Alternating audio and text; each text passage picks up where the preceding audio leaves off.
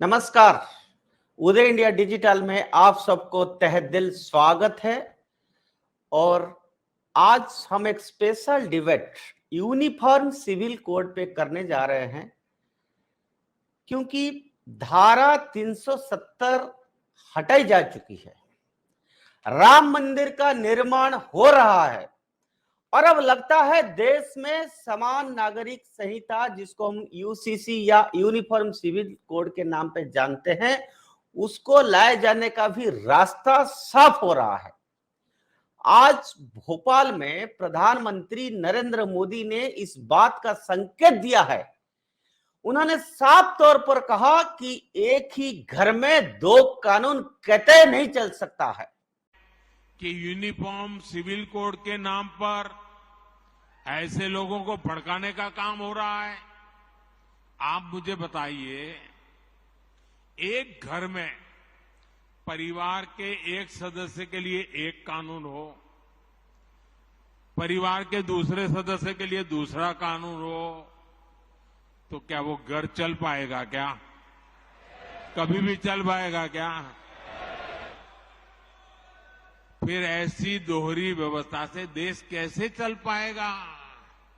हमें याद रखना है कि भारत के संविधान में भी नागरिकों के समान अधिकार की बात कही गई है। साथियों, ये लोग हम पर आरोप लगाते हैं, लेकिन सच ये है कि यही लोग मुसलमान करते हैं। अगर ये मुसलमानों के सही मायने में हितैषी होते तो अधिकांश परिवार, मेरे मुस्लिम भाई बहन, शिक्षा में पीछे न रहते, रोजगार में पीछे न रहते, मुसीबत की जिंदगी जीने के लिए मजबूत नहीं रहते।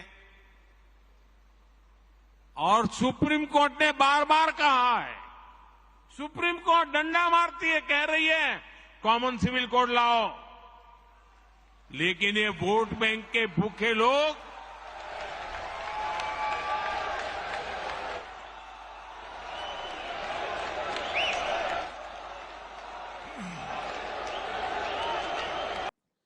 हम आपको बता दें कि समान नागरिक संहिता का अर्थ एक पंथ निरपेक्ष यानी सेकुलर कानून होता है, जो अलग अलग पंथ के लोगों के लिए समान रूप से लागू होता है। इसमें व्यक्तिगत स्तर, संपत्ति के अधिग्रहण और संचालन का अधिकार, विवाह, तलाक और गोद लेने संबंधित मामला आते हैं। प्रधानमंत्री द्वारा इस मामले को उठाना बेहद अहम है आज, और मेरे नजरिए से 2024 में होने वाला अगले आम चुनाव का मुख्य मुद्दा के रूप में यूनिफॉर्म सिविल कोड ही रहने वाला है। लेकिन इसका रास्ता क्या होगा और कैसे ये संभव हो पाएगा, इस पर चर्चा के लिए हमारे साथ आज खास मेहमान मौजूद है। आज हमारे साथ सीनियर पॉलिटिकल एनालिस्ट सुशील पंडित जी मौजूद है। सुशील पंडित जी जवाहरलाल नेहरू यूनिवर्सिटी से आते हैं और देश की जो ज्वलंत समस्या है, करंट अफेयर से या पॉलिटिकल इश्यूज या खास करके कश्मीर का मुद्दा हो, सुशील जी का एक अपना खास मत रहता है and he is a well known media personality in India. हमारे साथ डी के शर्मा जी है। डी के शर्मा जी, आपको स्वागत है। जी, डी के शर्मा जी सुप्रीम कोर्ट का सीनियर लॉयर है, और मैं आपको बता दूं, डी के शर्मा जी हरियाणा स्टेट का एडवोकेट जनरल रह चुके हैं, हरियाणा में डिस्ट्रिक्ट जज रह चुके हैं, और दिल्ली यूनिवर्सिटी में लॉ फैकल्टी में आप लॉ का प्रोफेसर भी रह चुके हैं। आपको इस डिबेट में बहुत स्वागत है। हमारे साथ सुप्रीम कोर्ट का सीनियर लॉयर अवनी साहू जी हमारे साथ मौजूद है। अवनी बाबू, आपको उदय इंडिया चैनल से बहुत बहुत स्वागत है। हमारे साथ और सुप्रीम कोर्ट का सीनियर लॉयर उमेश शर्मा जी भी है। उमेश शर्मा बड़ा लंबे समय से अलग अलग इश्यूज को लेके उनका बड़ा सुप्रीम कोर्ट में नाम है, और मीडिया में खासकर कभी भी कोई लीगल इश्यूज होता है तो उमेश जी अक्सर मीडिया में लीगल इश्यूज को लेके डिबेट में भाग लेते हैं। उमेश जी, आपको उदय इंडिया की तरफ से बहुत बहुत स्वागत है। अमिताभ जी, तो हम चर्चा शुरू करते हैं आज। सुशील जी, मैं आपसे चर्चा शुरू करूंगा। समान नागरिक संहिता का उल्लेख भारतीय संविधान के भाग 4 के अनुच्छेद 44 में है। इसी में नीति निर्देश दिया गया है कि समान नागरिक कानून लागू करना हमारा लक्ष्य होगा। सर्वोच्च न्यायालय भी कई बार समान नागरिक संहिता लागू करने की दिशा में केंद्र सरकार की विचार जानने की पहल भी कर चुका है। तो फिर इसमें इतना देर क्यों हो रहा है सुशील जी?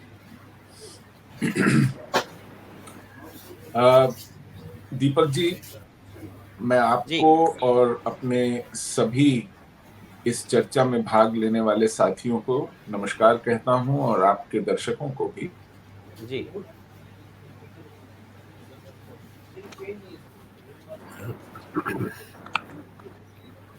जी सुशील जी, हमारे संविधान के जो नीति निर्देशक सिद्धांत हैं वो पिछले 75 साल से हैं।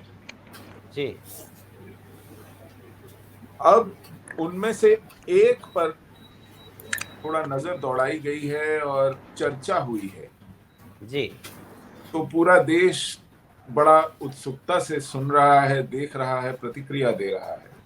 जी और आपने जैसे कि ठीक कहा जी कि हम चुनावी वर्ष में जी घुस गए हैं, जी और जो मुद्दे हमारे इस समय सत्ताधारी दल ने अपने घोषणा पत्रों में सजाए थे कई चुनावों से पहले, उनमें से एक मुद्दे को ठीक चुनावों से पहले फिर से उठाया गया है। बिल्कुल बिल्कुल। मैं आपसे सहमत हूं कि इसका चुनाव से भी एक गहरा संबंध है। बिल्कुल। लेकिन क्योंकि ये पिछले 75 सालों से हमारे संविधान में है, 70 से अधिक साल हो गए जी, तो अब इस पर काम करने की, इसको क्रियान्वित करने का समय आया है। जी मैं कुछ इस पर बहुत से एडवोकेट्स हैं हमारे इस परिचर्चा में, मैं एक डेविल्स एडवोकेट के तौर पर पूछना चाहूंगा कुछ प्रश्न। जी, हमारी आज की किस समस्या का समाधान, किस चुनौती का समाधान यूनिफॉर्म सिविल कोड करने जा रहा है? जो हमारे सामने ऐसे कौन से ज्वलंत प्रश्न हैं जिनको यूनिफॉर्म सिविल कोड एड्रेस करेगा? ये बात ठीक है कि किसी भी देश में संहिता समान होनी चाहिए, चाहे वो न्याय संहिता हो, चाहे वो दंड संहिता हो, चाहे वो समाज जिन नियमों से चलता है, पारिवारिक जो लेन देन जिन नियमों से चलते हैं, वो समान, नागरिक समान है तो संहिताएं भी समान होनी चाहिए। ये एक सैद्धांतिक प्रश्न है जी। लेकिन असमान संहिता के साथ चलते चलते हमें 75 वर्ष हो गए हैं। इन 75 वर्षों में क्या कोई व्हाइट पेपर है जो बताए कि हमने क्या कीमत चुकाई है असमान संहिता के चलते? करेक्ट, बहुत अच्छा बात उठाया आपने। हमने इसका क्या नुकसान उठाया है जी, और अब ऐसा कौन सा फायदा होने वाला है जी, इसको लाने से? जी, इसकी विवेचना करते समय संविधान के निर्माताओं के मन में ऐसा क्या उद्देश्य था कि इन्होंने उस समय इसको लागू नहीं किया, लेकिन आने वाली सरकारों के लिए एक नीति निर्देश छोड़ गए कि जब आपके पास समय हो, जब आपकी इच्छा हो, जब समय अनुकूल हो तो इसे कर डालें। जी।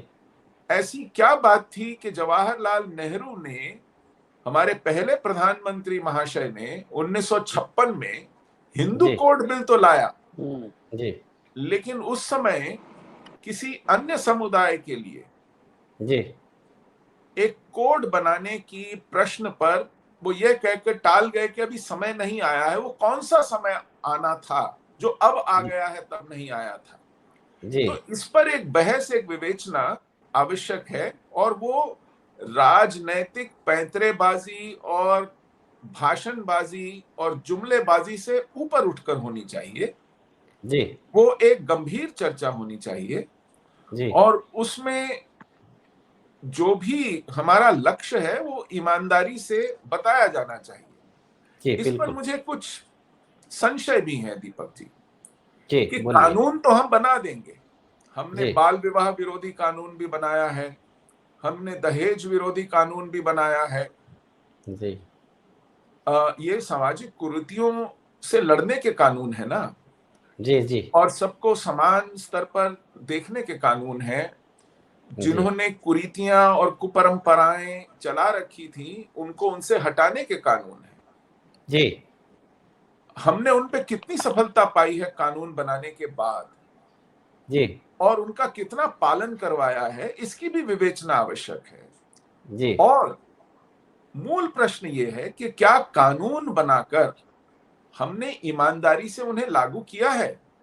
जी अब लगभग 4 वर्ष होने को आए, 4 वर्ष से अधिक हो गए। हमने एक कानून बनाया था, CAA, आपको याद होगा, सिटीजनशिप अमेंडमेंट एक्ट। जी वो कानून 12 दिसंबर 2019 को संसद ने पास कर दिया। जी 13 दिसंबर 2019 को तत्कालीन राष्ट्रपति महोदय ने उसका अनुमोदन करके उस पर हस्ताक्षर कर दिए। जी वो कानून हमारी संहिता में एक डेड लेटर है, जी क्योंकि आज तक, अब तक उसकी नियमावली सूचित नहीं की गई है। जी जिन शरणार्थियों को उसके तहत त्वरित नागरिकता मिलनी थी, उनमें से एक को भी अब तक नहीं मिली है। जी और जब सरकार से इस पर प्रश्न पूछे जाते हैं संसद में, तो वो कहते हैं कि ये जरा कोविड है, ये खत्म हो जाए पूरी तरह तो फिर वो भी हो जाएगा। जी हर 6 महीने बाद संसद से इसके लिए एक एक्सटेंशन ली जाती है। जी इसी कोविड के चलते आपने कुंभ भी करा लिया, पश्चिम बंगाल का चुनाव करा लिया, गुजरात का चुनाव करा लिया, उत्तर प्रदेश का चुनाव करा लिया। देश भर में कोई काम नहीं रुका है, अब जी सब कुछ हो रहा है। लेकिन किसी 1.5 ब्यूरोक्रेट ने जो नियम बनाकर सूचित करने थे, वो कोविड के चलते नहीं हो पा रहे हैं। तो कानून बनने के बाद, संसद के सब सत्रों पास होने के बाद, राष्ट्रपति का अनुमोदन मिलने के बाद, आप किस पाखंड के चलते इस कानून को लागू नहीं कर रहे हैं?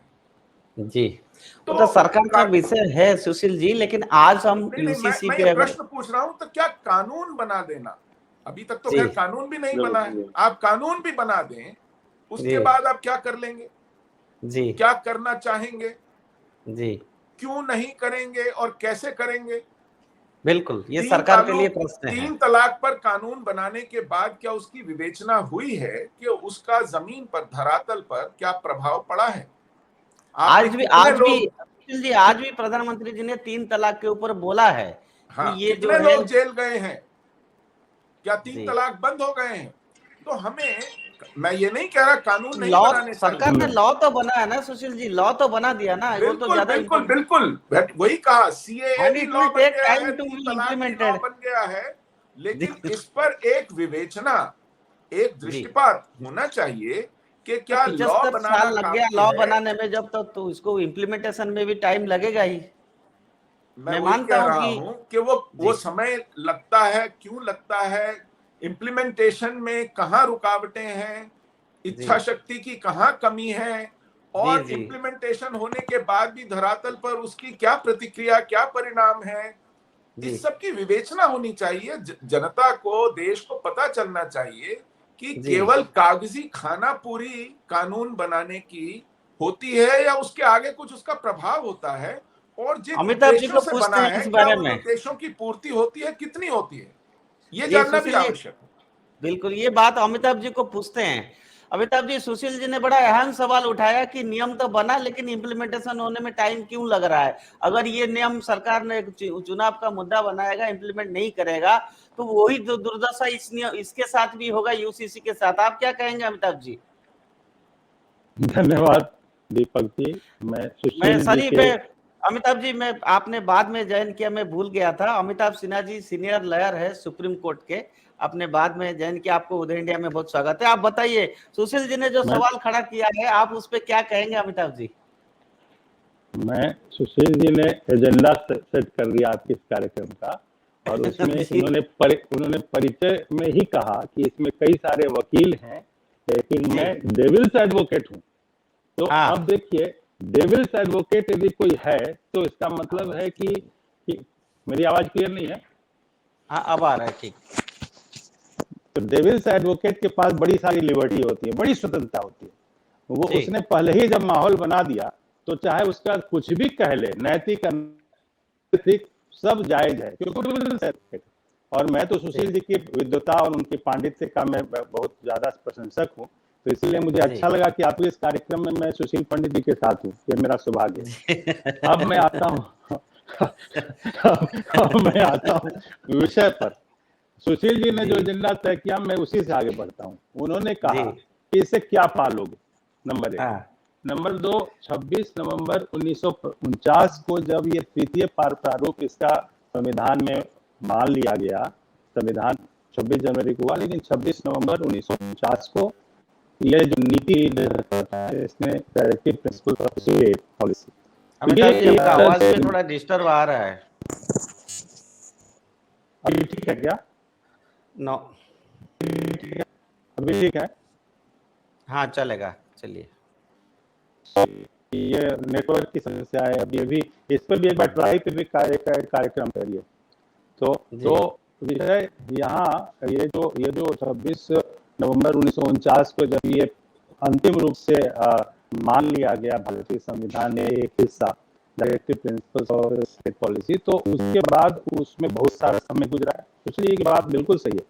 लेकिन अब इसमें विषय ये आता है कि इसमें इन्होंने प्रश्न किया कि ये क्या कारण था कि इसमें इतना समय लगा। उस समय ये बात तो नहीं मानी गई, तो उन्होंने अपने प्रश्न का जवाब भी अपने ऑब्जर्वेशन में दिया।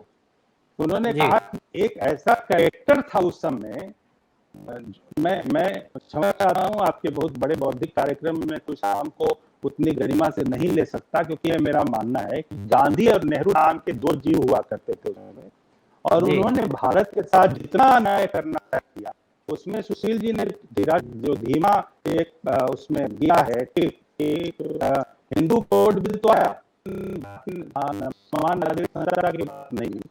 तो ये कौन व्यक्ति था, इसका जवाब इन्होंने खुद दिया। बहुत ज्यादा डिस्टर्बेंस आ रहा है आपका आवाज में।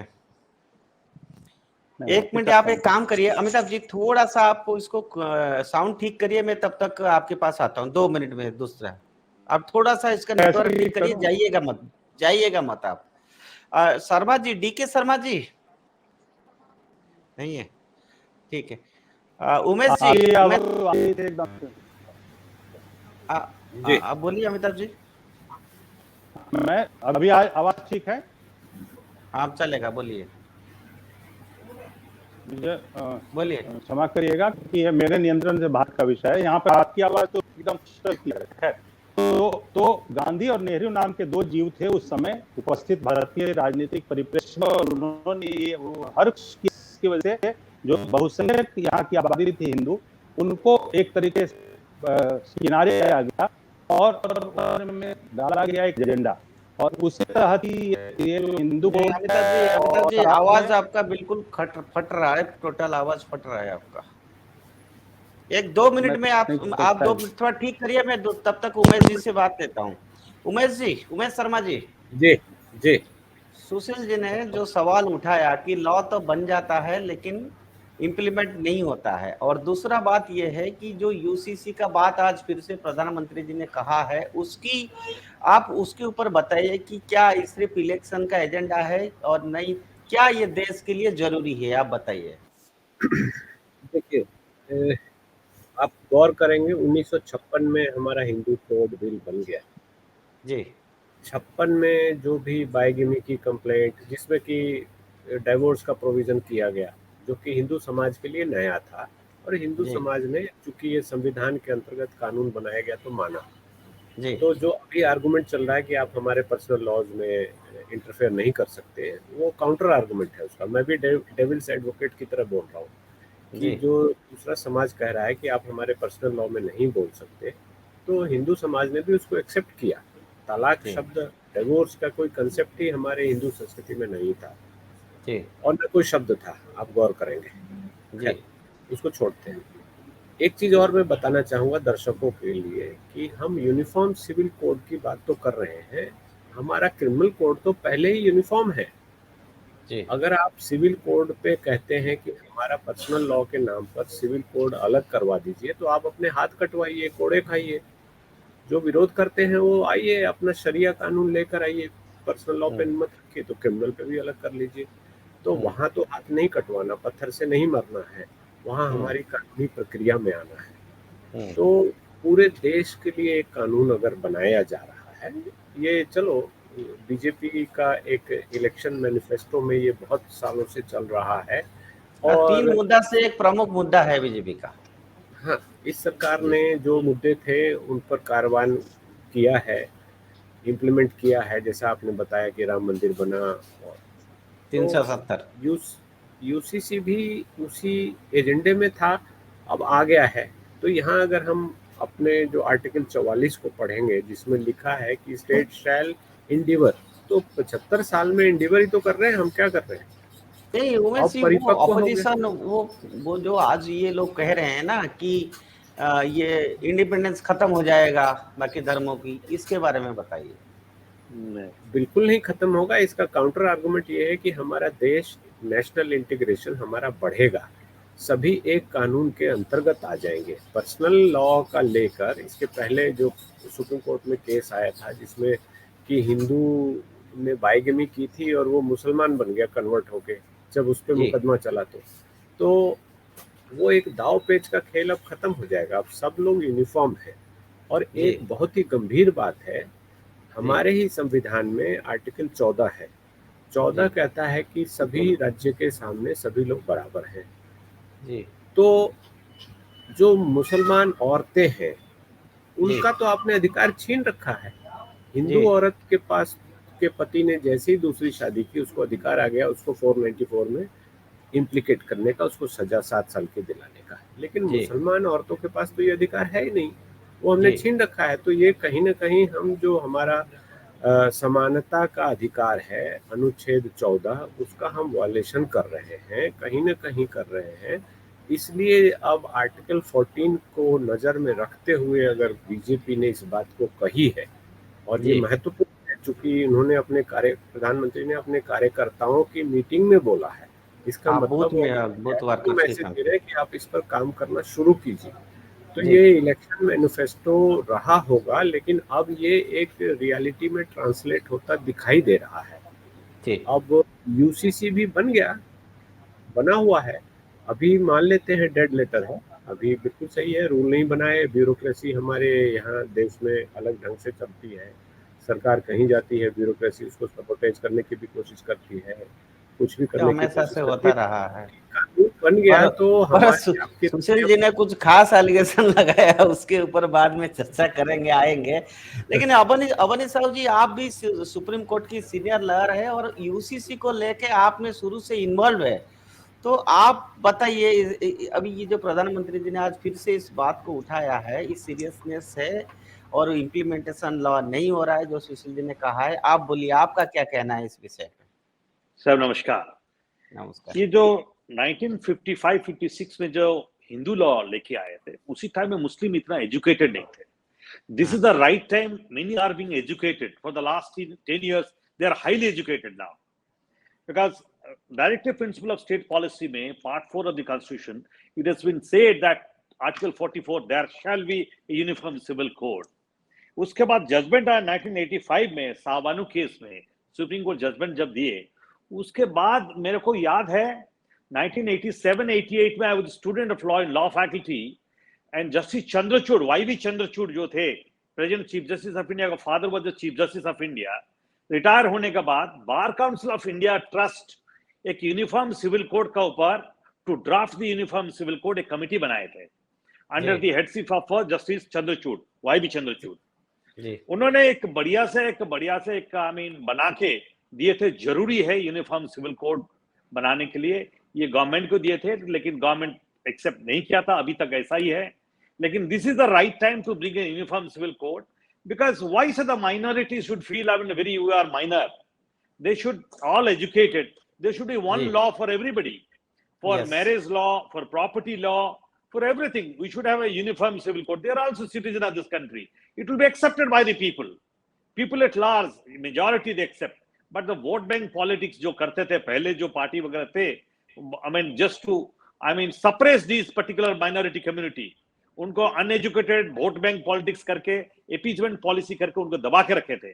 अबे कम से कम अभी जो प्रेजेंट गवर्नमेंट लेके आ रहा है uniform civil code, it will be highly welcome by the the largest section of the minority community. आपका देखिए ट्रिपल तलाक is totally accepted by the people, so I hope actually it's under the constitution we are there to accept it. Even the minority has to accept it because after 75 years directive principle state policy लिखा है कि आपको जरूरी है कि uniform civil code. जी प्रधानमंत्री जी ठीक बोल रहे हैं, ये होल कंट्री में एक ही लॉ होना चाहिए, so everybody will be proud of their citizenship, we have got a one uniform civil code in the country, so it will be better for everybody. Yes yeah Amitabh ji are you getting my voice? अभी आज आवाज ठीक है? अभी perfect आवाज आ रहा है, अब आप बोलिए। उस समय आपका बात डिस्टर्बेंस हो रहा था, everybody is eagerly waiting to listen you. Yes, no, but I just did a very small thing. I just sent a message to the service provider company that Mr. Deepak Rath is getting angry. Please carry on. Sorry. So this is a formula, everybody can use it. Now please मैं जहां था वहीं से शुरू करता हूं कि 1949 के 26 नवंबर को फाइनली ये जो directive principles of state policy है वो उसने फॉर्मल शेप में उसको एक्सेप्ट किया गया फाइनल ड्राफ्ट में, और वो कॉन्स्टिट्यूशन में बना। उसमें क्या है, तो उसमें है directive principle of state policy जो है 36 to 51 के बीच में उसको डील किया गया है, और उसमें कहा यह गया है, सुशील जी ने कहा कि वो क्यों उसको उस समय नहीं लगाया गया, तो वो शायद आवाज नहीं आई थी। उन्होंने अपने प्रश्न में ही जवाब दिया आगे कि एक व्यक्ति, एक जीव, दो जीव थे, एक मोहनदास करमचंद गांधी और जवाहरलाल नेहरू, इन दोनों ने भारतीय समाज के साथ जो किया वो आज की डेट में इनके प्रश्नों का उत्तर है। सुशील जी के उन दोनों ने मिलके, मैं क्षमा प्रार्थना करूंगा यदि किसी को बुरा लगे तो, मैं तो स्पष्ट वक्ता हूँ, ये जो हुआ उस समय जो बहुसंख्यक हिंदू थे उनको हमेशा माना गया फॉर ग्रांटेड, और पता नहीं किस कारण से एक गजब की अपीजमेंट रही मुसलमानों के प्रति, और उसके कारण उनको हर तरीके का, जैसे घर में होता है ना कि जैसे दामाद की आवभगत होती है, वैसे आवभगत करके रोकने की व्यवस्था बनाई गई। उसमें मोहनदास करमचंद गांधी भी इन्वॉल्व थे, उसमें जवाहरलाल नेहरू भी इन्वॉल्व थे, और उसके कारण ही इनके प्रश्न का उत्तर है कि उस समय ये कानून नहीं बना, ये डायरेक्टिव प्रिंसिपल में सजेशन के रूप में दिया गया कि जब भी स्टेट्स हैं वो बाद में इंप्लीमेंट करें। कब इंप्लीमेंट करें, जिसमें कि नेहरू ने खुद बोल दिया कि अभी इसके लिए माहौल कंड्यूसिव नहीं, तो शायद माहौल अब कंड्यूसिव हुआ। अब मैं उस विषय पे आता हूँ जो सुशील जी ने कहा कि इससे फायदा क्या होगा।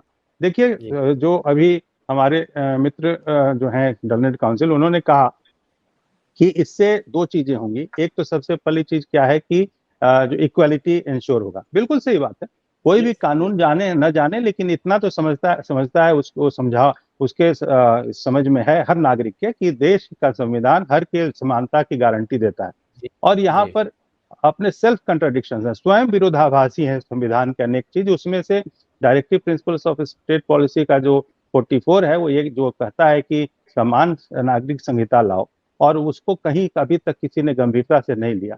तो इसका मतलब है कि जो आर्टिकल 14 है उसके ऊपर में किसी ने गंभीरता से विचार नहीं किया।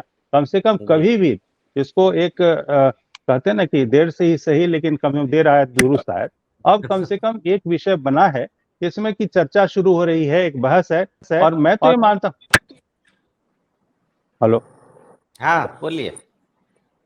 मैं ये मानता हूं ये बहस की जरूरत भी कायदे से इसमें नहीं थी, लेकिन चूंकि आज सत्ता में जो लोग हैं वो लोग शायद अपने को ज्यादा प्रजातांत्रिक बनाने की या दिखाने की कोशिश में होंगे, इसलिए इसमें बहस की जरूरत नहीं है। Directive principles of state policy में गौ हत्या और समान नागरिक संहिता, लॉ कमीशन ने अलग अलग सोसाइटी में अलग अलग सेक्शंस के लोगों की, अलग अलग कम्युनिटीज के लोगों की सलाह लेने के लिए किया है। It's good in democratic process. नहीं, no, I don't agree that this is a good move.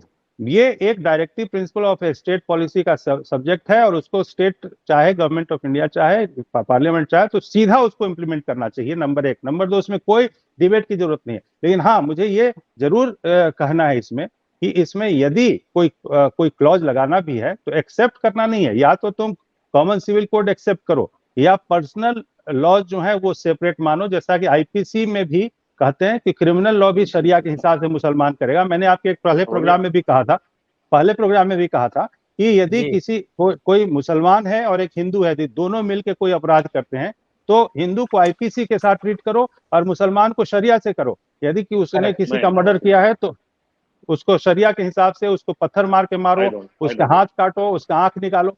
मैं मानता हूं कि यदि पर्सनल लॉ जो है वो सिविल और क्रिमिनल अलग अलग नहीं होना चाहिए, और यदि एक साथ है, आईपीसी जैसे साथ है, वैसे ही कॉमन सिविल कोड भी होना चाहिए। यदि कॉमन सिविल कोड नहीं एक्सेप्टेबल है किसी को, तो वो कहे कि हमें नहीं एक्सेप्टेबल है, तो ठीक है, तो तुमको शरिया लॉ लगाएंगे, तुम्हारे के ऊपर में जो दंड होगा वो आईपीसी नहीं लगेगा। मेरा पर्सनल मामला। जी। और मैं क्या कह रहे हैं आपके बात, मैं खत्म कर मैं साहू जी की बात मैं खत्म कर लूं।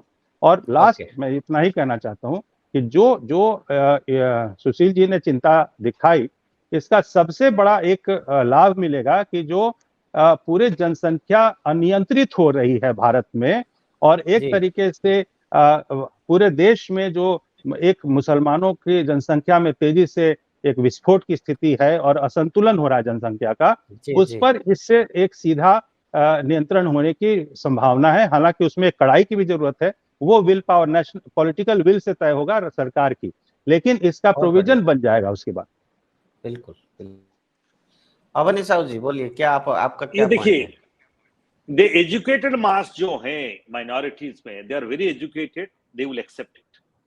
माइनॉरिटी क्या होता है साहू जी? नहीं, एक मिनट साहू जी, माइनॉरिटी नहीं, माइनॉरिटी बहुत जैन भी हैं, बौद्ध भी हैं, आप कहिए मुसलमान, मुस्लिम बोलिए।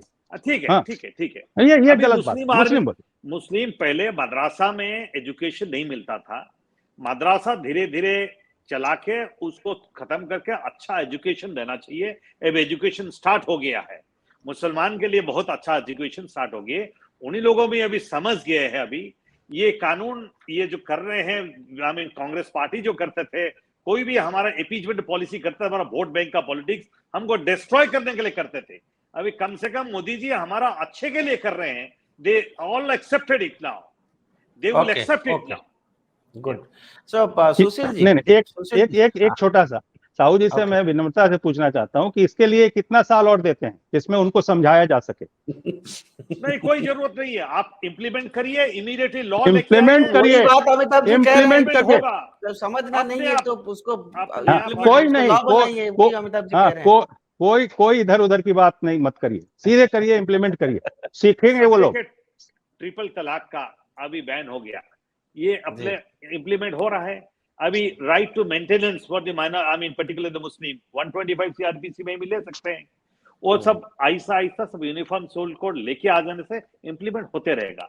ये अपीजमेंट पॉलिसी पहले जो गवर्नमेंट जो चलाते थे वो सब खत्म करना चाहिए। अभी टेररिज्म, इवन टेररिज्म में भी टेररिस्ट, मैंने आई मीन एनआईए के लिए मैंने पिटीशन फाइल किया था to create a national investigating agency.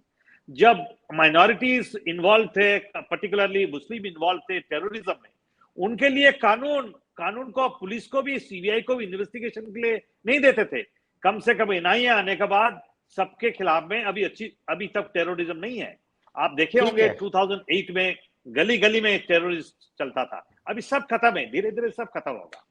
अच्छा दिन आ रहा है देश के लिए, यूनिफॉर्म सिविल कोड बहुत अच्छी चीज है। ठीक है, या सुशील जी, एक बात और आपकी ध्यान में लाना चाहता हूं। संविधान का निर्माता डॉक्टर भीमराव अंबेडकर ने साफ तौर पर कहा है कि मैं व्यक्तिगत रूप से समझ नहीं पा रहा हूं कि किसी धर्म या मजहब को यह विशाल व्यापक क्षेत्राधिकार क्यों दिया जाना चाहिए। ऐसे में तो धर्म जीवन के प्रत्येक पक्ष पर हस्तक्षेप करेगा और विधायिका को उस क्षेत्र पर अतिक्रमण से रोकेगा। यह स्वतंत्रता हमें क्या करने के लिए मिली है? हमारी सामाजिक व्यवस्था असमानता, भेदभाव और अन्य चीजों से भरी है। यह स्वतंत्रता, ये जो स्वतंत्रता है, यह हमें इसीलिए मिली है कि हम इस सामाजिक व्यवस्था में जहां हमारे मौलिक अधिकारों के साथ विरोध में है, वहां सुधार कर सके। बाबा साहब का यह कथन साफ तौर पर समान नागरिक संहिता की तरफ इशारा करता है। तो आखिर इतने सालों बाद इस मुद्दे को नजरअंदाज क्यों किया जाता रहा, जो आपने उठाया है, आप उसको फिर से क्लैरिफाई करिए, क्या कारण हो सकता है? दीपक जी, ये एक बड़े विवाद और संवाद का विषय रहा है। इस पर बहुत से भाषण हुए हैं, बहुत से पत्रक लिखे गए हैं, बहुत से अभ्यास वर्गों में मैं बैठा हूं। इस पर बड़े प्रस्ताव पास हुए हैं जी। और ये बार बार कहा गया है कि ये देश में एक अलगाव का बीज बनाता है। आप जब समाज को विभक्त करते हैं और उस विभक्ति को आप संस्थागत करते हैं, आप उसको संविधान से सम्मति दिलवाते हैं जी। तो आप मनोवैज्ञानिक दृष्टि से एक बहुत बड़े वर्ग को मुख्य धारा से अलग करते हैं जी। और वह बीज कब वटवृक्ष बन जाए, वह अलगाव कब देश के बिखराव में बदल जाए जी। ये फिर आप नियंत्रित नहीं कर पाते। करेक्ट। उसका प्रस्फुटन, उसकी अभिव्यक्ति और कहां होती है उस अलगाव की, और कैसे कैसे होती है, ये आप फिर नहीं रोक पाते। तो ये एक मूल प्रश्न है। ये केवल जुमलेबाजी, केवल भाषणबाजी, केवल जिसे आप कहें कि चुनाव घोषणा पत्र को सजाने और उसको संवारने और उसको दिखाने बांटने का उपक्रम नहीं हो सकता। ये एक आस्था का विषय है, गंभीर विषय है जी। ये देश के भविष्य का विषय है। तो इस पर एक गंभीर चर्चा आवश्यक है। ये मेरा तो इसमें पूरी आस्था है। लेकिन जो मेरे प्रश्न मन में आते हैं दीपक जी, वो प्रश्न ये है कि क्या इन विषयों में कदम उठाने, नियम बनाने, नीति बनाने में उतनी ही आस्था, उतनी ही निष्ठा है कि नहीं है? अब जैसे अब तक जो मैंने सुना उसमें साफ साफ कहा गया कि देश में जनसंख्या का जो संतुलन है वह बिगड़ रहा है और इस कानून के बनने से उस संतुलन के और ज्यादा बिगड़ने की गुंजाइश थोड़ी कम होगी जी। मैं जरा जानना चाहता हूं, क्या इसके ऊपर कोई स्टडी है जी कि एक आम मुसलमान, उसका परिवार कितना बड़ा होता है नॉन मुस्लिम परिवारों के बनिस्बत? कोई डेटा है? एक आम मुसलमान कितनी शादियां करता है जी, और उसके कितने बच्चे होते हैं उन शादियों से? बिल्कुल बिल्कुल। और उसने हमारे असंतुलन को कितना बिगाड़ा है जी। और यदि एक मुसलमान एक ही विवाह करके 12-15 बच्चे पैदा कर लेता है, तो आप उसके बहुविवाह को रोककर जनसंख्या के असंतुलन को और ज्यादा बिगड़ने से कितना रोकेंगे जी। और यदि उसके लिए आपको केवल समान नागरिक संहिता नहीं, एक सिस्टम ऑफ इंसेंटिव्स और डिसइंसेंटिव्स की आवश्यकता है, जहां आप कहें कि 2 बच्चों की सीमा के ऊपर या 3 बच्चों की सीमा के ऊपर आपके नागरिक अधिकार इस तरह कम होंगे, आपको ये खमियाजा उठाना पड़ेगा, आपको ये कीमत चुकानी पड़ेगी। जब तक आप एक कॉम्प्रिहेंसिव सिस्टम नहीं लाते हैं, केवल चुनाव से कुछ महीने पहले पन्ना प्रमुखों के पास जाके जुमला बोल देते हैं, तो क्या उससे जनसंख्या के संतुलन को ठीक करने में मदद मिलेगी? ये गंभीर प्रश्न है। हो सकता है सुशील जी इस बात को सरकार आगे आने वाला दिन चुनाव के बीच में आने वाले दिन में 5 साल मिलते हैं, इसमें ग्रुप्स बने जो डेटा लाएं, जो एक आर्गुमेंट तैयार करें। मुझे याद पड़ता है अटल बिहारी वाजपेयी जी की जब सत्ता थी, एनडीए 1 की सरकार थी, उन्होंने कॉन्स्टिट्यूशन रिव्यू कमेटी बनाई जी। उस कमेटी का अध्यक्ष उन्होंने रिटायर्ड जस्टिस वेंकटचलैया को बनाया था शायद जी। और उसके अंदर संघी अधिवक्ता और संघी जज नहीं थे, देश के जाने माने विधिवेत्ता थे जी। किन मजबूरियों के चलते जब ये माना गया कि देश को आजाद हुए अब 60 साल हो गए हैं, हमें कम से कम अपने संविधान का पुनरावलोकन करना चाहिए, देखना चाहिए कि क्या कमी रह गई, कहां कमी रह गई, तब क्यों आनन फानन वो सब समेट लिया गया जी। तो ये एक गंभीर सतत प्रक्रिया है। हमारा कॉन्स्टिट्यूशन एक डायनामिक दस्तावेज है, ये आसमानी किताब नहीं है, पत्थर की लकीर नहीं है बिल्कुल। तो इसमें चुनावों से ठीक पहले की जुमलेबाजी से बचकर हमें एक सतत प्रक्रिया के तहत ठोस आधारों पर, भाषणों के आधार पर नहीं, ठोस आधार पर एक नीति लानी पड़ेगी। यदि आपकी उन निष्कर्षों के प्रति आस्था और निष्ठा है, जो निष्कर्ष आप चाहते हैं इन निर्णयों से निकले जी, जिन रिजल्ट्स के लिए आप काम कर रहे हैं, अगर उन रिजल्ट्स को सच में आप चाहते, अगर रिजल्ट चुनाव जीतना नहीं है, जनसंख्या का संतुलन बिगड़ने से रोकना है, तो आपको एक दीर्घ गंभीर प्रक्रिया से गुजरना पड़ेगा और एक कॉम्प्रिहेंसिव रेजोल्यूशन, एक कॉम्प्रिहेंसिव सॉल्यूशन की तरफ आना पड़ेगा। वो भाषण भर से या नियम पास करने से नहीं होगा। नहीं हो सुशील जी, यही लोग, चाहे कांग्रेस हो चाहे ये लोग हो, वो लोग हर बात पे कोई भी इशू आता है, ऐसा मुद्दा समाज का आता है तो आम्बेडकर साहब को इन्होंने जरूर कोट करते हैं, लेकिन इस तरह से इशू में आम्बेडकर साहब ने हाथ काट के अपने किताब में लिख चुके हैं, उसको कभी वो कोट नहीं करते हैं, उसको कभी कॉपी नहीं करते हैं। यहाँ मेन बात है उस बात, उनका लिखा हुआ खाली यूनिफॉर्म सिविल कोड नहीं, ऐसे कई विषय है। दीपक जी, मैं क्षमा चाहते हुए बस एक बात और कहूंगा जी। अंबेडकर जी बहुत बुद्धिमान, सुलझे हुए इंटेलेक्चुअल जायंट थे जी, और मैं उनका बहुत सम्मान और श्रद्धा रखता हूं उनके प्रति, लेकिन ऐसा नहीं है कि उनकी हर बात कोई ब्रह्म वाक्य था। उन्होंने वो जो कहा ठीक था। आज हम अपने डेटा के हिसाब से कुछ आधार बनाए, आज की परिस्थिति क्या है उसका आकलन करने के लिए एक औचित्य सिद्ध करना आवश्यक है। आपके पास डेटा आज का क्या है, बिल्कुल बिल्कुल, आज की परिस्थिति क्या है और उसका इलाज क्या है, बिल्कुल बिल्कुल। उमेश जी, 26 नवंबर को दिशा निर्देश सिद्धांतों में, डायरेक्टिव प्रिंसिपल्स ऑफ कॉन्स्टिट्यूशन में आ गया।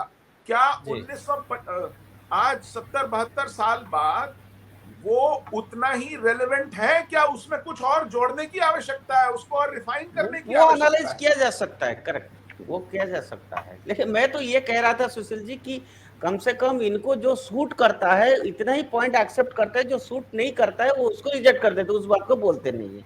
ये मैं कहना चाहता था। बाकी जो बात आपने रखा बिल्कुल सही बात है। उमेश जी आप सुशील सूट करने की बात तो ये है, आपकी बात से एक लाइन और बोलना चाहूंगा। नेहरू जी तो कहते थे ना कि 370 घिसते घिसते चली जाएगी, यानी वो भी इस पक्ष में थे कि 370 को जाना चाहिए। आज की कांग्रेस ने तो मैनिफेस्टो में डाल दिया है कि वो तो वापस लेके आएंगे इसको। तो कौन क्या कहता है, कब कहता है और उसके ऊपर कितना टिका रहता है, इस पे बहुत ज्यादा भरोसा करने की जरूरत नहीं है। वही अंबेडकर के पाकिस्तान और मुसलमानों के सिद्धांतों पर अपनी आंखें फोड़ लेते हैं जो अंबेडकर की कस्में खाते हैं सुबह शाम जी। तो आप किस किस को मनाएंगे, कहां पर टिकाएंगे? जी जी उमेश जी जो सुशील जी कह रहे हैं, आपका क्या कहना है? जी, मैं एक पुरानी कहावत से शुरू करूंगा, action speaks louder than words. Okay, जुमलेबाजी जो शब्द है वो यहाँ साबित ऐसे हो जाता है कि इन्होंने राम मंदिर की बात बोली थी, वो किया, 370 किया। अब उसके जो गुण दुर्गुण अवगुण जो भी है समीक्षा हो सकती है, लेकिन एक्शन तो लिया ना। अभी तलाके बिद्दत पे कानून बना और यूसीसी बना, कानून है, मैं एक सिटीजन के रूप में उसका प्रयोग कर सकता हूँ। उसके जो प्रावधान है उनको मैं इन्वोक कर सकता हूँ, मैं रिट लगा सकता हूँ, हाई कोर्ट जा सकता हूँ, किसी के खिलाफ कंप्लेंट कर सकता हूँ। तो ये कानून बनाकर जनता को दे दिया गया। अब ये उसकी समीक्षा करना कि वो अच्छा है, इफेक्टिव है, नॉन इफेक्टिव है, वो बाद में देखेंगे। जुमले बना रही है, वो अलग बात है, बिल्कुल विषयांतर है। मुझे कहना ये था कि लॉ बन जाता है, इम्प्लीमेंटेशन नहीं होता है, और वो सीरियसनेस होना चाहिए, उसके ऊपर कमिटी बनना चाहिए, ठीक है, मतलब हाँ, लेकिन मुझे ऐसा लगता है कि ये एक अच्छा कदम है और सरकार को इस पर चलना चाहिए। हमको प्रबुद्ध नागरिक होने के कारण हमको इसका पूरा भरपूर समर्थन करना चाहिए और जो भी भ्रांतियां लोगों के दिमाग में उनको दूर करना चाहिए। मुझे ऐसा लगता है हम राष्ट्रीय एकता और अखंडता की बात करें तो ज्यादा अच्छा रहेगा। ठीक है, अमिताभ जी मैं आपके पास आना चाहता हूँ। आज लालू यादव, अखिलेश यादव जैसे खुद को समाजवादी कहने वाले नेता समान नागरिक संहिता का विरोध कर रहे हैं, लेकिन महान समाजवादी राम मनोहर लोहिया ने दशकों पहले कहा था कि देश के लिए यह जरूरी है, किसी खास कौम को उसकी परंपरागत रीति रिवाज में बदलाव कभी पसंद नहीं आएगा, लेकिन जब देश की बात होगी तो इस बात को स्वीकार करना ही पड़ेगा। यकीनन इसी बात पर भारी विवाद या विरोध को इनकार नहीं किया जा सकता है। लोहिया का इस विचारों को क्या लालू और अखिलेश नहीं जानते हैं? तो फिर किस मुंह से वो लोग इसका आज विरोध कर रहे हैं? अमिताभ जी, आप इसका जवाब दीजिए, क्यों कर रहे हैं? मैं यहाँ शायद अपेक्षित नहीं था ऐसे राजनीतिक व्यक्तित्वों के बारे में टिप्पणी करने के लिए। मैं तो यहाँ पर आनंद ले रहा था। As a lawyer, you can say, because Ram Manohar Lohia was a great socialist leader, and he has told this. Maybe I have just let me complete. मुझे क्या कहना है, पहले थोड़ी आप भूमिका दे रहे हैं, मैं भी थोड़ा भूमिका दूं। मैं अपेक्षित नहीं हूं, मैं ऐसा लगता है, क्योंकि ये पॉलिटिकल लोग हैं और वो भी उसमें ऐसे लोग हैं जिनको कि मैं ऐसा मानता हूं राजनीतिक परिदृश्य में कि उन्होंने कुछ नहीं किया अपने राजनीतिक जीवन में सिवाय ठगी। They are scoundrels.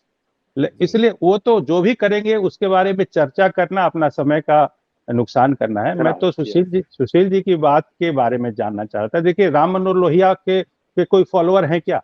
Ram Manohar Lohia एक राजनीतिक संत थे, मैं मानता हूं। उनका राजनीतिक विचारधारा उनकी जो भी थी, वो समाजवाद के बारे में बात करते थे, और मैं मानता हूं समाजवाद जो है उसमें बहुत सारी ऐसी चीजें हैं जो कि एकात्म मानव दर्शन के नीचे आती हैं। तो मैं उसमें नहीं जाता कि लोहिया जी ने क्या कहा, लेकिन इतना है उनके व्यक्तिगत जीवन से मैं जितना मैंने पढ़ा है इनको, मैं उनका सम्मान करता हूं कि वो राजनीतिक जीवन में वो एक संत थे। लेकिन ये जो जिन छिछले लोगों की आपने बात की है, इनका उनके चरण की धूल ही नहीं है वो लोग। उनके बारे में हम क्या कहें कि लोहिया को क्यों नहीं वो लोग सम्मान दे रहे हैं? बिल्कुल सर, देखिए यहाँ पर उनका सिर्फ और सिर्फ एक बहुत नैरो पॉलिटिकल एजेंडा है कि वो मुसलमानों को अपने साथ रख सकें। दोनों का माई कॉम्बिनेशन है, मुस्लिम यादव, उसी के आधार पे वो आज रेलिवेंट भी बने हुए। और मुसलमानों में एक जो आजकल नई देखने में आ रही है ट्रेंड कि मुसलमान आरजेडी से और समाजवादी से, दोनों से यदि उनके पास कांग्रेस का विकल्प आता है तो कांग्रेस के पास ज्यादा जाने की कोशिश कर रहे हैं। ये उनके लिए खतरे की घंटी है। ये राजनीतिक व्यवस्था है जो मैं एक राजनीतिक दृष्टि से जागरूक एक नागरिक के नाते वो कहना चाहता हूँ। मैं अब सुशील जी की छोटी बात का जवाब दूं। सुशील जी ने कहा कि ये जो सारी चीजें ये चुनाव के समय ही आती हैं, ये अच्छा नहीं लगता है। मैं तो मानता हूं कि सुशील जी जैसे व्यक्तियों को भी इस डिसीजन मेकर्स का जो कुनबा है, जो प्रोसेस है, उसमें इनको इससे एग्रेसिव और बहुत ही फोकस्ड लोगों को, जो इंटेलेक्चुअली भी लीड कर सकते हैं समाज को, उनको जगह मिलनी चाहिए। लेकिन इसमें एक विषय ये है कि भारत में जो इतने सालों की अधीनता, गुलामी रही, उस गुलामी को 1947 के बाद कम करने के बजाय बढ़ाया गया, मानसिक गुलामी। और उसका ही कारण है कि यहाँ पर जादुई छड़ी की अपेक्षा करने वाले लोग, कि यहाँ मैजिक वॉन्ड है कि हाँ भाई हमने 2014 में कोई व्यवस्था बदल दी। मुझे लगता है कि ये अपने आप में एक थोड़ा यूटोपियन एक्सपेक्टेशन है। ये एक भारतीय समाज वैसे भी धर्मभूषित समाज है, यहाँ पर चीजें, व्यवस्थाएं धीरे धीरे बदलती हैं। मैं यहाँ पर किसी राजनीतिक दल का समर्थक की दृष्टि से नहीं, मैं एक राष्ट्र के समर्थक हूँ, इसलिए मैं बोल रहा हूँ कि इस ऐसे देश काल में जहाँ पर की बहुत स्थिति बिगड़ी थी, हर एक भारतीय इतने हीन भाव से ग्रस्त था कि वो अपने को भारतीय कहने से, अपने को हिंदू कहने से शर्म का अनुभव करता था। वहां उसको यदि जगाने की जरूरत पहले थी।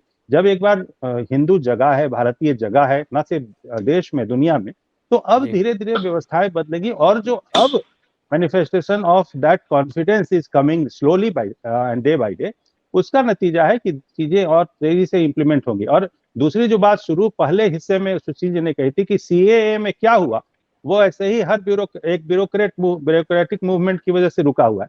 इसमें एक मुझे लगता है कि इतने बड़े नाम है सुशील जी, एक आरटीआई इनको अपनी ओर से डलवाना चाहिए, और जो भी वो विषय आए उसमें उस पूरी व्यवस्था हिल जाएगी कि आरटीआई में आगे करना, कि एक सीएए पे क्या हो रहा है। सीएए चूंकि विषयांतर हो जाएगा, मैं उस पर नहीं जाऊंगा।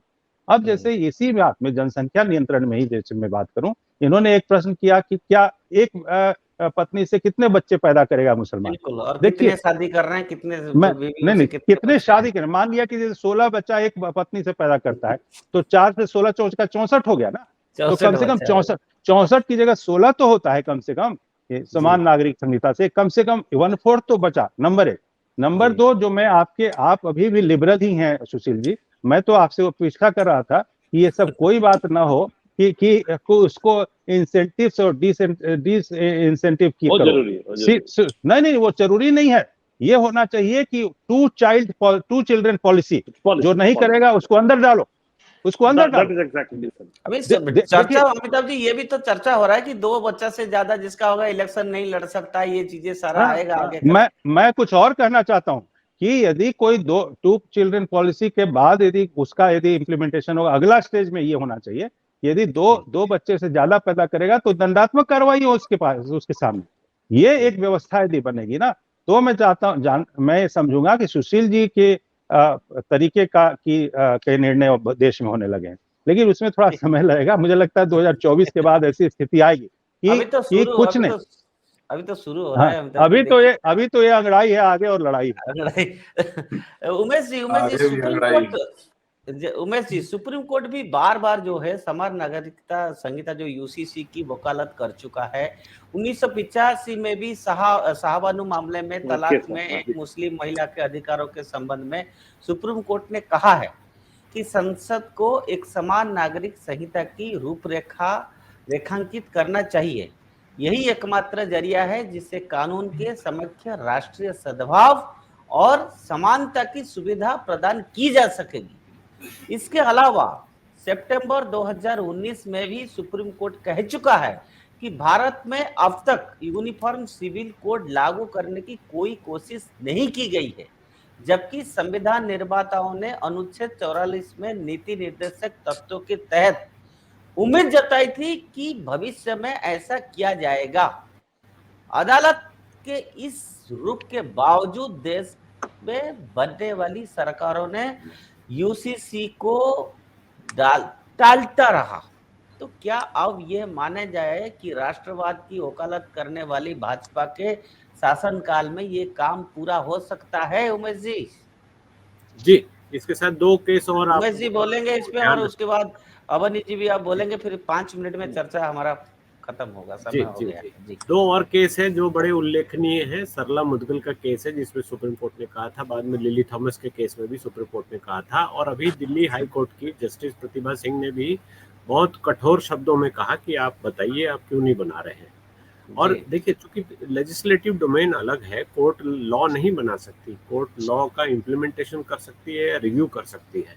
तो अब ये लेजिस्लेटिव डोमेन में सरकार को करना चाहिए, सरकार ने इसकी शुरुआत की है, तो ये अच्छे से एक प्रक्रिया है, उसमें गुण दोष होते रहेंगे, क्योंकि सरकार बिना बाबुओं के चलेगी नहीं।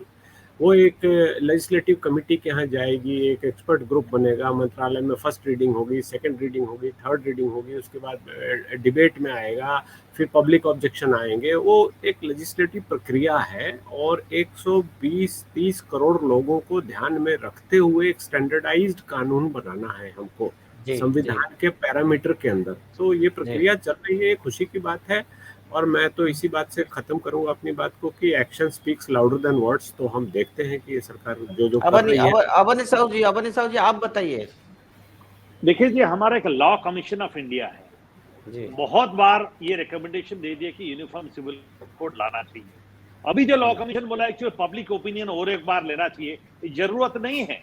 Law commission of India is already taken the concern of many Yes, people. exactly. Now they are suggesting to make this particular law because the supreme court, I mean but Avani Babu, वो मुस्लिम क्लरिक्स इमाम से आप देख रहे हैं ना, आए दिन मीडिया में चिल्ला रहे हैं, नहीं वो चिल्लाते इसके रहेंगे बावजूद सर, भी चिल्ला रहे हैं। नहीं वो नहीं, कह रहे ये हैं हमारा बावजूद सब कुछ खत्म हो जाएगा। असली इसलिए कुछ चिल्ला रहे हैं, नहीं वो होगा आपको भी पता है, मुझे भी पता है, ऑडियंस को भी पता है।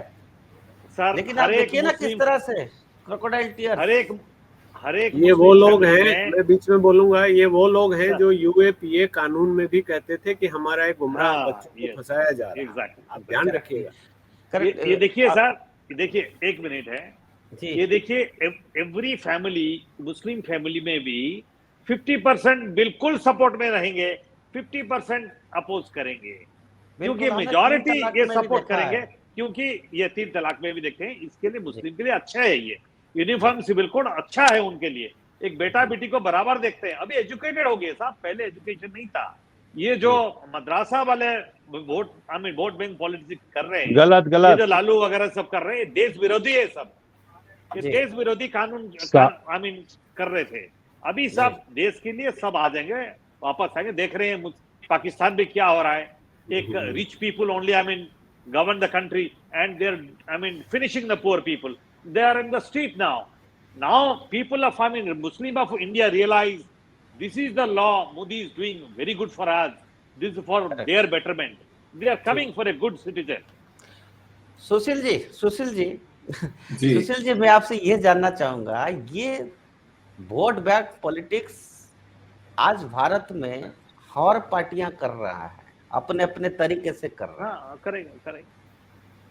ऐसा नहीं है कि मतलब हम खाली कहेंगे कि कांग्रेस कर रहा है या समाजवादी कर रहा है।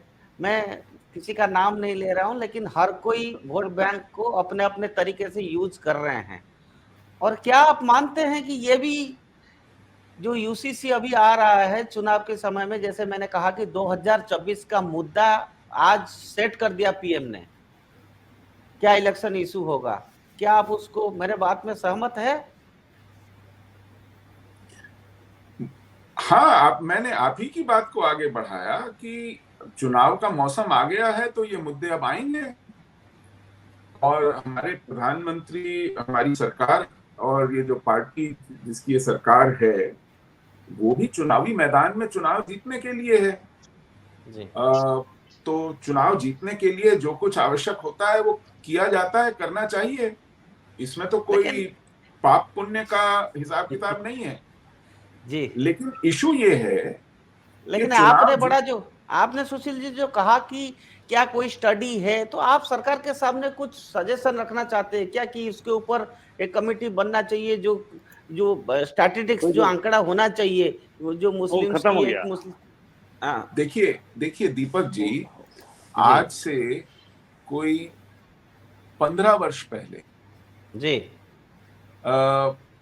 समाज नीति संस्थान है, एक पॉलिसी ग्रुप है, डॉक्टर जितेंद्र बजाज चलाते हैं। उन्होंने डेमोग्राफी और रिलीजियस डेमोग्राफी ऑफ इंडिया, इस पर एक बहुत बड़ा विश्लेषण करते हुए एक ग्रंथ लिखा, एक पुस्तक लिखी, जो सेंसस के डेटा पर आधारित थी।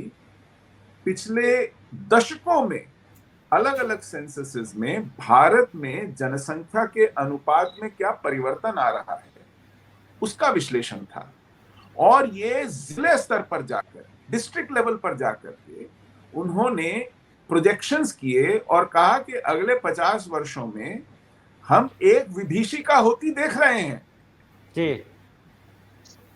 तो ऐसा नहीं है कि, देखिए, अगर इस सरकार में कुछ लोग ये माने बैठ जाएं कि ईश्वर ने सारी बुद्धि उन्हीं को दी है जी, और हमें अपना अपना काम करना चाहिए जी, और उनके पास मोटी मोटी तनख्वाहों पर ये काम करने वाले लोग हैं जिनके पास बड़ी बड़ी खोपड़ियां हैं, हमें उन्हें समझाना, बताना, तर्क देना, तथ्य देना, सुशील जी, वो तजवीज डेमोक्रेसी देना, में इससे बचना चाहिए।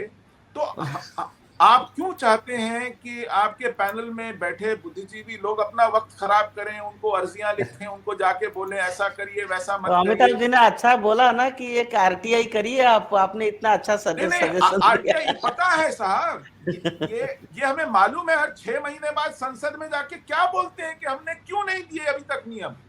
गृह मंत्री बोलते हैं, कोई ब्यूरोक्रेट जाके नहीं बोलता है। हमारे माननीय गृह मंत्री, हमारे यशस्वी गृह मंत्री जाके संसद को बोलते हैं जी, अभी कोविड के चलते नियम घोषित नहीं हुए हैं, ये कोविड समाप्त हो जाए हम नियम घोषित करेंगे। बिल्कुल सही है, बिल्कुल ये सही बोला उन्होंने, रिकॉर्ड पे है। तो मैं अब आरटीआई में क्या पूछूं? बिल्कुल सही बोले। आरटीआई में आपने 4.5 साल में नियम घोषित क्यों नहीं किए? एक भी व्यक्ति को अब तक सीएए बनने के बाद नागरिकता का आवेदन तक देने का अवसर नहीं दिया आपने। नागरिकता तो छोड़ दीजिए, वो आवेदन कैसे करे, क्योंकि अभी तक डॉक्यूमेंटेशन, पेपर वर्क, रूल्स ही नोटिफाई नहीं हुए हैं जी। आप एनआरसी की तो बात छोड़ दीजिए, उस पर तो मुकर गए हैं। कहते हैं कौन सा एनआरसी, किसने बोला, कहाँ लिखा है जी। उसकी तो बात ही छोड़ दीजिए। सुशील जी, वो भी तो है, आप कश्मीर से है, आप देखिए 370 भले ही वो हो गया है, अब्रोगेट हुआ, लेकिन आज 370 क्या कश्मीर में जमीन में दिख रहा है क्या? दिख रहा है। आप नहीं, सुशील जी बताएंगे, सुशील जी बताएंगे कश्मीर से। सुशील जी अच्छा बताएंगे। आपने 370 का प्रश्न उठाया, यहाँ थोड़ा विषयांतर हो रहा है, लेकिन क्योंकि एक हमारे प्रबुद्ध पैनलिस्ट ने कहा कि देखिए राम मंदिर हो गया, 370 हो गया। राम मंदिर पे तो वो स्वयं भी श्रेय नहीं लेते हैं, क्योंकि उन्होंने बार बार कहा था कि जाके सुप्रीम कोर्ट से ले लीजिए, और देश को सुप्रीम कोर्ट से मिल गया। तो पता नहीं अब उसका श्रेय किसको देना है। 370 पर मैं आपको एक तथ्य दे दूं, उसके बाद आप सोच लीजिएगा जल्दी में। और वो तथ्य ये है कि 31 मार्च 2020 को, अभी 370 हटाए गए कागजों की स्याही नहीं सूखी होगी, एक डोमिसाइल नोटिफिकेशन आ गया जिसमें ये कहा कि कश्मीर में जो 15 साल से रह रहे हैं वही वहां के स्थायी नागरिक माने जाएंगे, डोमिसाइल सिटीजन माने जाएंगे, और उन्हीं को वहां की सभी नौकरियों पर एकाधिकार होगा। सभी नौकरियों पर, कौन जाएगा वहां रहने जी। और अगर आपने डोमिसाइल के माध्यम से पुनः नागरिकों में भेद कर दिया है, जो कि 370 के कारण चल रहा था, जिसके कारण शेष भारत से लोग नहीं जा पा रहे थे, वो भेद पुनः लगा दिया आपने, किसको खुश करने के लिए लगाया? तो 370 को पिछले दरवाजे से आपने वापस जाकर के उसके कुछ प्रमुख प्रावधान क्यों प्रस्थापित कर दिए और क्यों किए? ये गजेटेड नोटिफिकेशन आया 31 मार्च 2020 को, जब देश को उस महीनों के लॉकडाउन में गए अभी 8 दिन नहीं हुए थे जी। तो ये बड़े बड़े प्रश्न हैं, गंभीर प्रश्न हैं। सुशील जी, 370 पे एक और चर्चा करेंगे और उसमें प्रमुख रूप से आपको लेंगे ही। और आज क्योंकि समय हो चुका है, तो हमारा तीनों जो ऑनरेबल पार्टिसिपेंट्स है, मैं उनको सिर्फ 30 सेकंड में अपना अपना जवाब रखना चाहता हूं। अमिताभ जी, सुशील जी ने कहा ये सारा जुमलाबाजी है, कुछ भी सीरियसली इम्प्लीमेंटेशन नहीं हो रहा है, ये चुनावी मुद्दा है। 30 सेकंड में अपना जवाब दीजिए कि क्या सरकार इसको सिर्फ चुनावी मुद्दा बना रहा है या इसका इम्पैक्ट पड़ेगा, कुछ करेंगे नहीं करेंगे? ऐसे लग रहा है चर्चा से कि सारा चीज जो है पीछे बैकडोर में चला जाता है। मेरा सिर्फ एक विषय है कि यदि कुछ करने की पॉलिटिकल विल है तभी काम हो पाएगा, नहीं तो नहीं हो पाएगा। पॉलिटिकल विल यदि है या नहीं ये एक विवाद का विषय है। लेकिन मेरा इतना कहना है कि ये जो Westminster parliamentary form of government है भारत में, यानी कि जो इंग्लैंड के ऊपर आधारित, ये अपने आप में बहुत ही गलत व्यवस्था है। इस व्यवस्था से यही होगा जो हो रहा है।